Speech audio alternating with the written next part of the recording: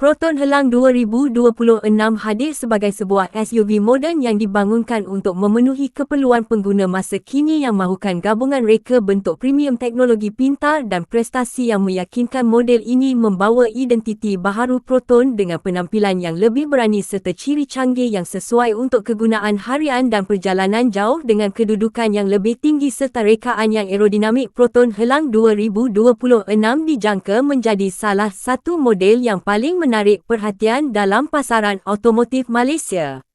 Dari segi reka bentuk luaran Proton Helang 2026 menampilkan lampu hadapan LED yang tajam bersama grill hadapan yang lebar dan moden garisan badan yang kemas memberikan penampilan sporty dan elegan pada masa yang sama. Bahagian sisi dilengkapi dengan rim alloy bersaiz besar yang menyelahkan karakter SUV premium, manakala bahagian belakang tampil dengan lampu LED penuh yang memberikan imej futuristik terutama pada waktu malam. Keseluruhan reka bentuk Helang 2026 memberikan keseimbangan antara gaya dan fungsi.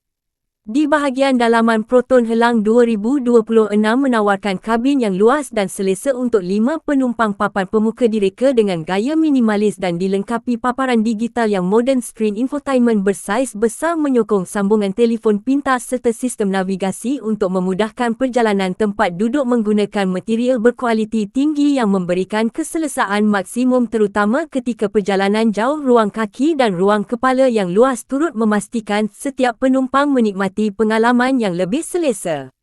Dari segi prestasi, Proton Helang 2026 dijangka menggunakan enjin turbo generasi baharu yang menawarkan gabungan kuasa dan penjimatan bahan api yang baik. Transmisi automatik moden membantu memberikan pertukaran gear yang lancar serta pengalaman pemanduan yang lebih responsif. Sistem suspensi yang dipertingkatkan pula membantu menyerap hentakan jalan dengan lebih baik, menjadikan pemanduan lebih tenang dan stabil sama ada di bandar maupun di lebuh raya. Aspek keselamatan turut diberi perhatian serius dalam Proton Helang 2026. SUV ini dijangka dilengkapi dengan pelbagai teknologi keselamatan seperti brek kecemasan automatik, kawalan kestabilan elektronik, bantuan kekal lorong amaran pelanggaran hadapan serta kawalan jelajah adaptif. Selain itu, beberapa beg udara, kamera 360 darjah dan sensor parkir turut membantu meningkatkan keyakinan pemandu dalam pelbagai situasi pemanduan. Dari sudut praktikaliti, Proton Helang 2026 menawarkan ruang bak yang luas untuk membawa bagasi dan barangan harian, sistem penghawa dingin automatik, port pengecasan USB dan ciri kemasukan tanpa kunci menjadikan pengalaman pemilikan lebih mudah dan menyeronokkan. Semua ciri ini menjadikan Proton Helang 2026 sebagai SUV yang lengkap untuk individu dan keluarga moden.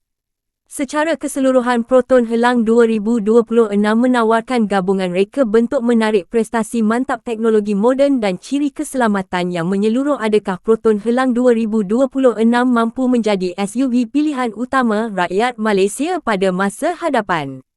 Jika anda menyukai video otomotif seperti ini, jangan lupa untuk subscribe, like dan kongsikan video ini supaya anda tidak terlepas kandungan menarik yang akan datang.